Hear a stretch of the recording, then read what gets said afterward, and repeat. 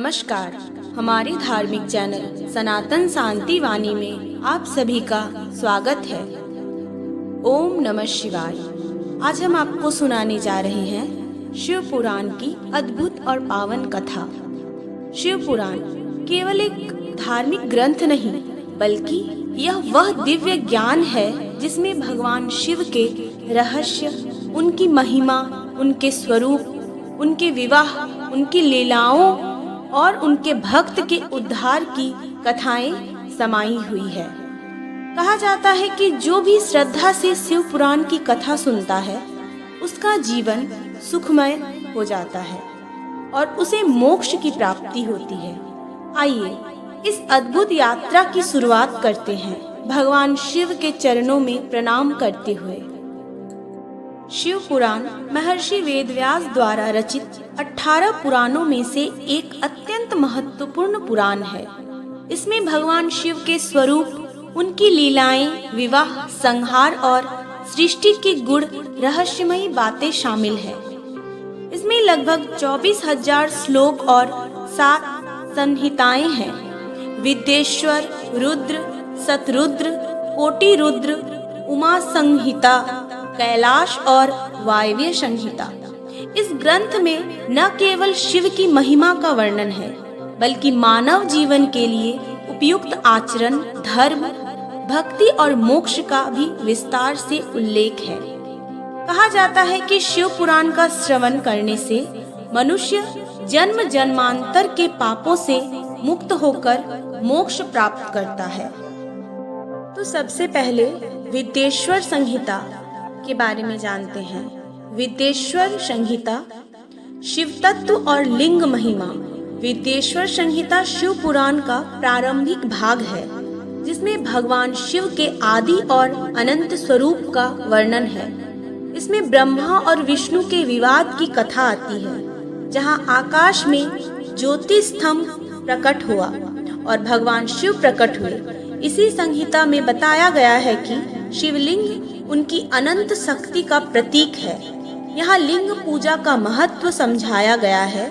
जो भी श्रद्धा से शिवलिंग का पूजन करता है, उसे मोक्ष की प्राप्ति होती है। इसमें यह भी वर्णन है कि सभी वेदों और उपनिषदों का सार शिव ही है।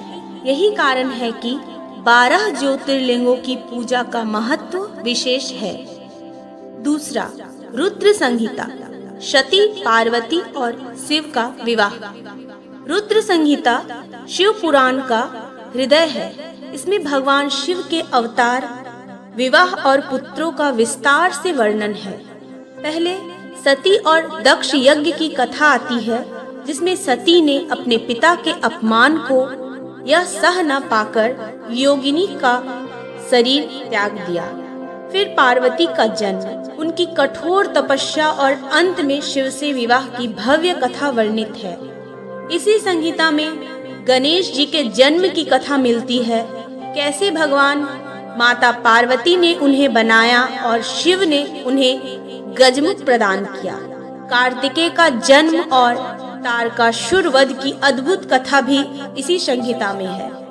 यह भाग विशेष रूप से पारिवारिक जीवन, पति पत्नी के संबंध और माता पिता की करुणा का संदेश है। तीसरा, शतरुद्र संहिता, शिव की महिमा और अवतार। शतरुद्र संहिता में भगवान शिव की अद्भुत महिमा और उनके विभिन्न रूपों का वर्णन है। इसमें रुद्र के 11 रूप और उनके कार्य भी बताए गए हैं। इसी भाग में शिव के तांडव और रुद्र अवतारों की कथा आती है। जब जब अधर्म बढ़ा, शिव ने संहार के लिए विभिन्न रूप धारण किए। यहीं पर मार्कंडेय ऋषि की कथा आती है। कैसे 16 साल की आयु में मृत्यु नियत होने के बावजूद उन्होंने शिवलिंग की आराधना की और शिव ने उन्हें चिरंजीवी बना दिया। सद्गुरु संहिता हमें यह सिखाती है कि मृत्यु भी शिव भक्त को छू नहीं सकती यदि उसकी भक्ति सच्ची हो। चौथी संहिता है कोटि रुद्र संहिता, व्रत, पूजन और अनुष्ठान। इस संहिता में भगवान शिव की पूजा विधियों और व्रतों का विशेष वर्णन बताया गया है। इसमें महाशिवरात्रि का महत्व, सोमव्रत, प्रदोष व्रत और अन्य अनुष्ठानों की महिमा लिखी गई है। इसमें यह भी बताया गया है कि कैसे जल, बेलपत्र, धतूरा और भस्म से शिव की पूजा करने पर असीम फल मिलता है। इसी भाग में कथा आती है कि किस प्रकार भस्मासुर ने शिव से वरदान पाकर अहंकार किया और अंत में विष्णु के मोहिनी रूप से नष्ट हुआ।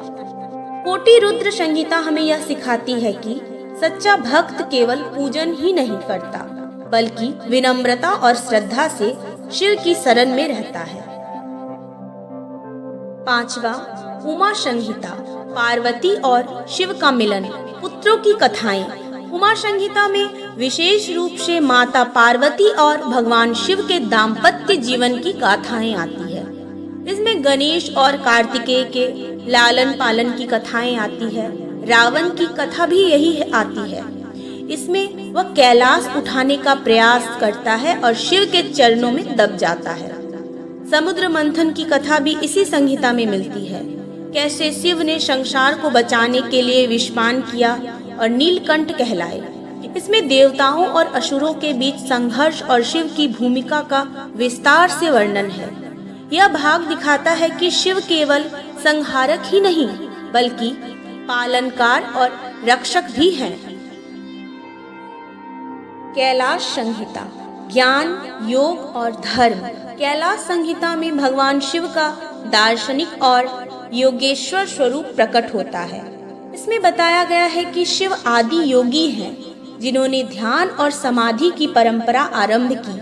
यह भाग धर्म, कर्म, आचार और योग पर गहन चर्चा करता है। इसमें यह कहा गया है कि मनुष्य को भक्ति, ध्यान और तपस्या के माध्यम से शिव के समीप पहुंचाना चाहिए। इस संहिता में शिवलिंग के दार्शनिक महत्व की व्याख्या की गई है। ब्रह्मांड का प्रतीक, सृष्टि के पालन, ऊपर का भाग संहार। कैलाश संहिता ज्ञान का स्रोत है और साधकों के लिए यह आध्यात्मिक मार्गदर्शन होती है।